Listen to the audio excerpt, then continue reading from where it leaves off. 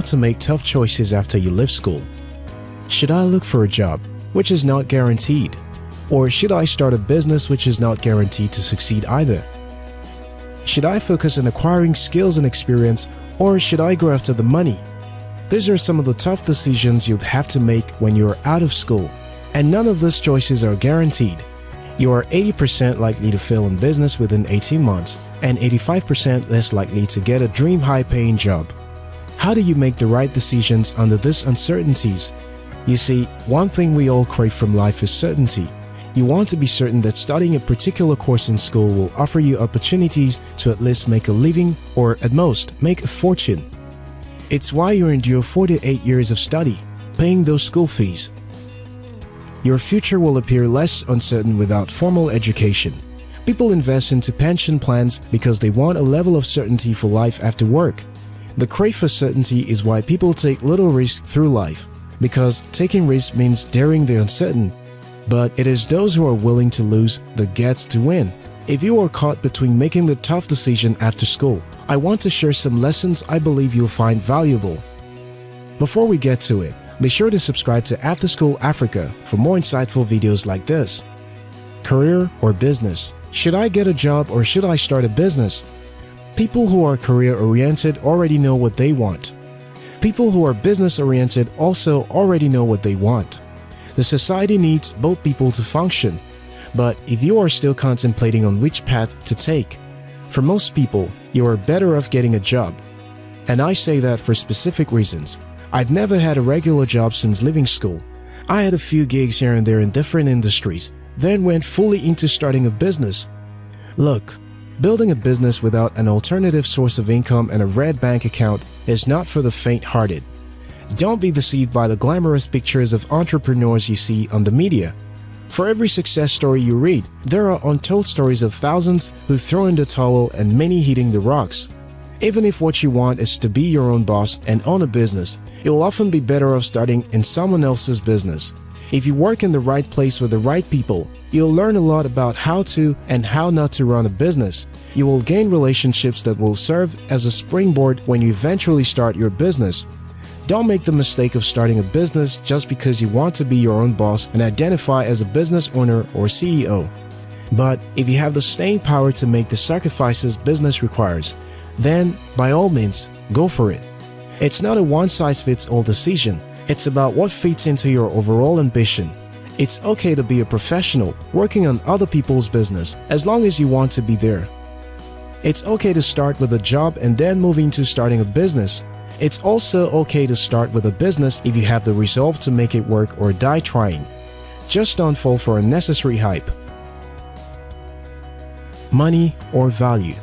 Should I take a path that offers high pay but little room for growth, or should I take the job that offers opportunities to acquire and grow skills and experience, even if the pay is small? The choice here is pretty simple. Do you want short-term or long-term results? If you have to choose between hunting and gardening for a living, which would you choose? Before you choose, let me create a picture of what both professions look like. A hunter wakes up in the morning and heads into the forest with his guns to kill a wild animal. Some days he'll kill a game, other days he returns home empty-handed. The hunter's survival depends on his frequent hunting activity. You don't hunt, you don't eat. Now let's look at the gardener. The gardener acquires or leases a piece of land and starts cultivating the land with crops of choice. For the first few months, it's all work for the gardener with little to show for it. After months of cultivating and tending his garden, his work starts paying off. He has a variety of food to harvest with little effort. Making your earlier career decisions solely on monetary benefit without considering the return on your growth and value is like hunting. You may get the quick paycheck, but you're not building anything tangible. A loss of the paycheck, and you have nothing to fall back on. Focusing instead on developing transferable values is like gardening. You choose the path that makes your effort incrementally valuable over a period of time. It's the love for what you do or the love of the significance of what you do that will keep you going at the darkest moments. Whether you choose to pursue a career or to start a business, make adding value and meeting a need your primary motivation. Money goes where value is. If you start a business to solve an existing problem and remain efficiently consistent at it, the money will come.